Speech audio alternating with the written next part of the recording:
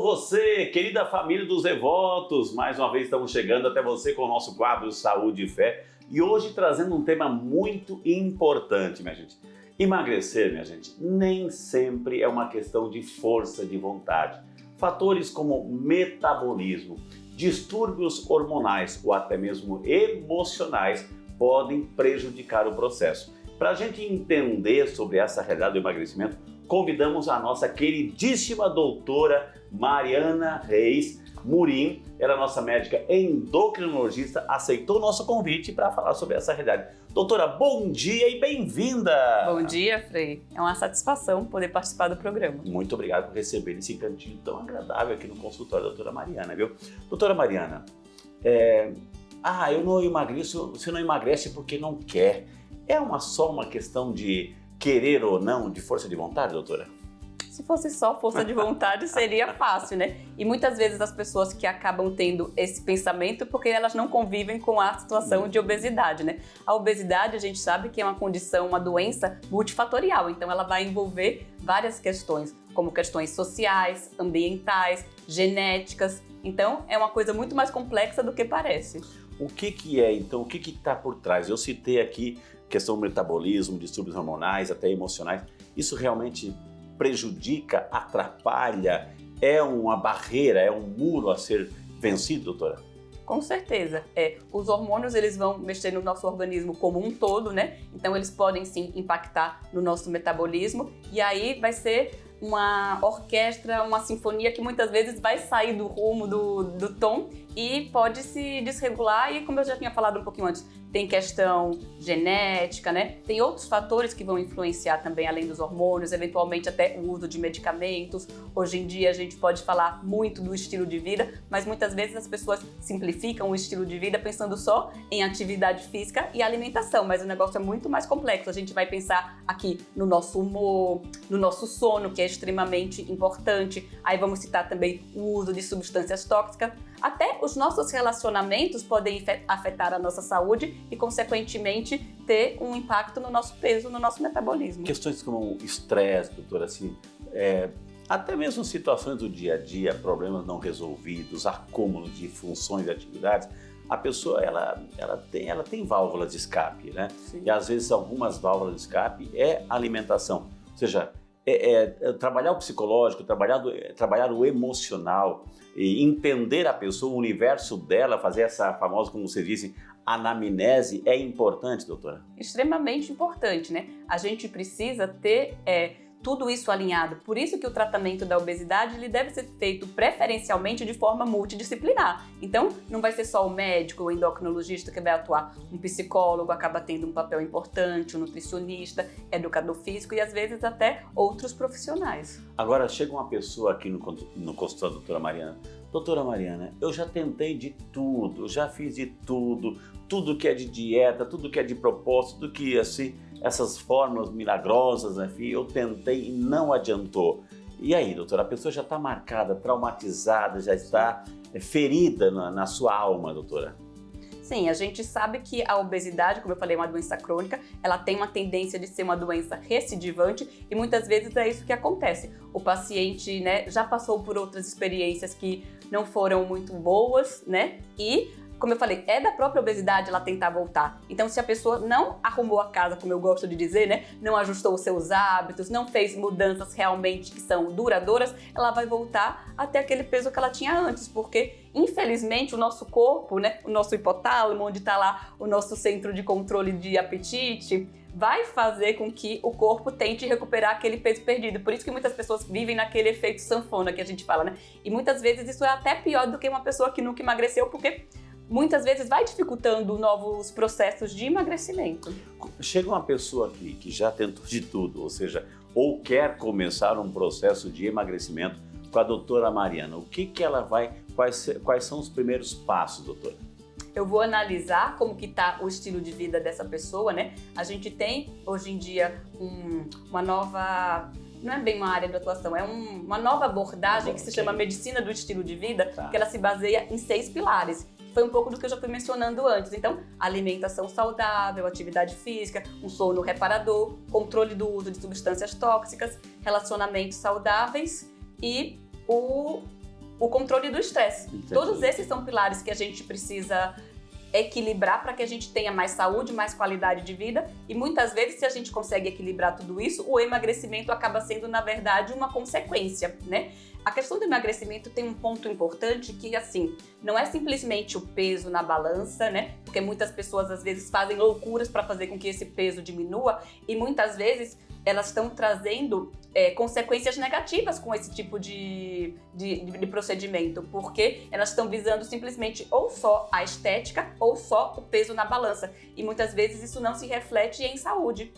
Muitas pessoas, doutora, ou algumas pessoas, assim, têm a certa dificuldade de aderir a esse processo de emagrecimento, justamente assim, porque acham que vai ser demorado, ou de repente tem medo do impacto, ou seja, não, a partir de amanhã você vai se comer a tal quantidade, você vai parar radicalmente ou vai diminuir 90%, então tem um medo desse impacto radical, dessa radicalidade.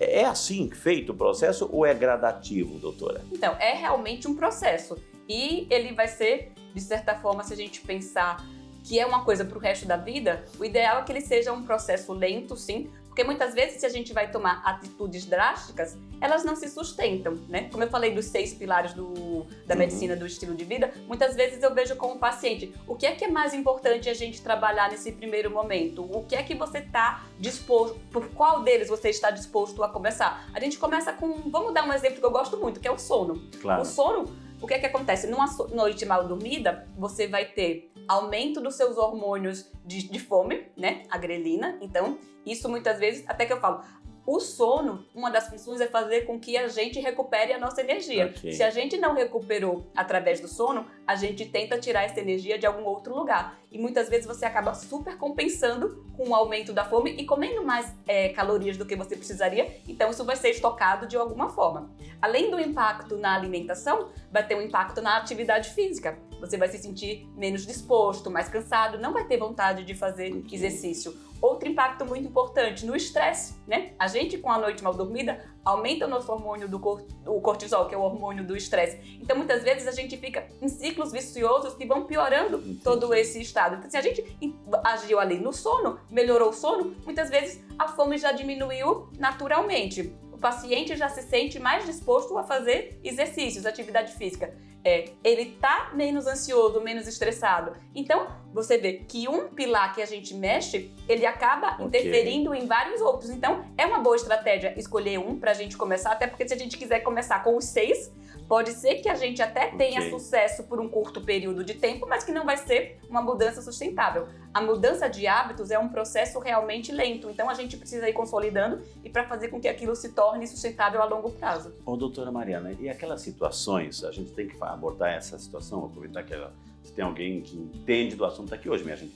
Muita gente, assim, confia demais no medicamento, né? Hoje tem medicamento para tudo, eu vou na farmácia de livre acesso, etc., suplemento para cá. Então confia demais no medicamento, na potência do medicamento e deixa de fazer a sua parte. Eu posso só confiar unicamente no medicamento, doutora? Se está confiando só no medicamento, não está fazendo da forma correta. Mas a gente já teve um avanço recente aqui em relação ao acesso a esses medicamentos, que você falou que eram de livre acesso. Hoje em dia, esses medicamentos mais modernos, os medicamentos injetáveis, já têm a exigência de receita. Então, tem o controle com a receita, então não é mais de livre acesso, porque realmente, logo que eles foram lançados, o que aconteceu? As pessoas iam na farmácia, tomavam por conta própria, muitas vezes de acordo com a forma que o blogueiro ensinou na internet, né? Sem nenhum acompanhamento, sem saber de que forma tomar, sem saber como esperar, que resultados esperar, né? Então, realmente, de uma forma totalmente inadequada.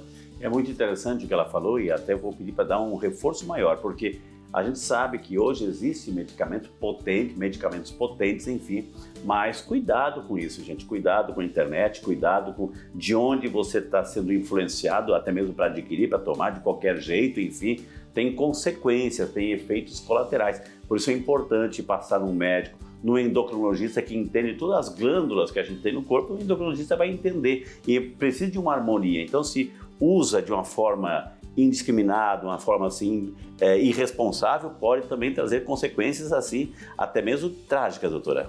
Sim, a gente tem que ter muito cuidado, né? E hoje em dia é uma preocupação crescente, até a nossa Sociedade Brasileira de Endocrinologia e Metabologia, a SBEM, já fez um documento se manifestando em relação a isso, é ao uso de medicamentos manipulados, principalmente essas medicações mais novas. Muitas delas ainda têm patentes, né? Então, existem alguns laboratórios falando que manipulam essas medicações. Então, a gente tem uma preocupação em relação à procedência desse medicamento, à própria segurança. Quando é que a pessoa, doutora, tem que ter um sinal de alerta? Ou seja, quando é que ela precisa se atentar? Opa, está exagerando, a obesidade está se instalando.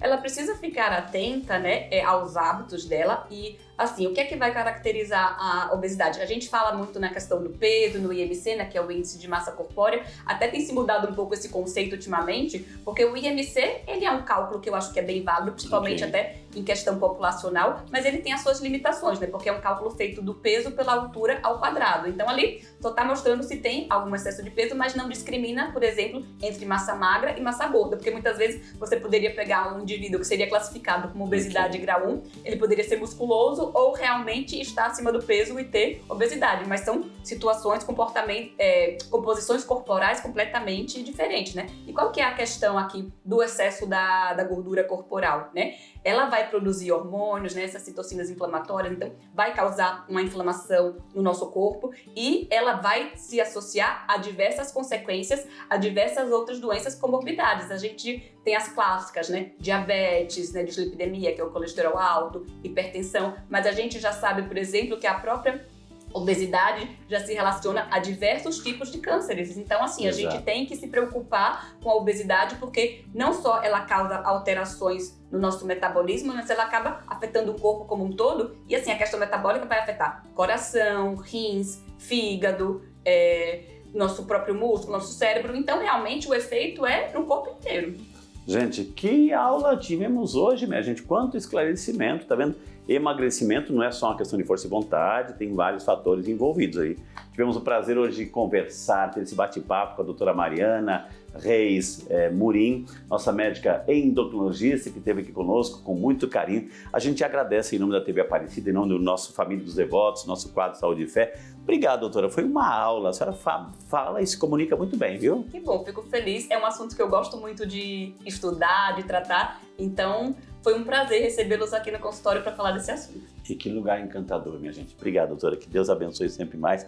Amém. E fique atento para outras entrevistas aqui. A gente vai voltar, viu, doutora? Estou à disposição. Minha gente querida, a gente vai ficando por aqui. Alô você, devolvemos para o estúdio. E semana que vem estaremos com mais uma edição do nosso quadro Saúde e Fé, aqui em nosso momento especial Família dos Devotos. Voltamos para o estúdio!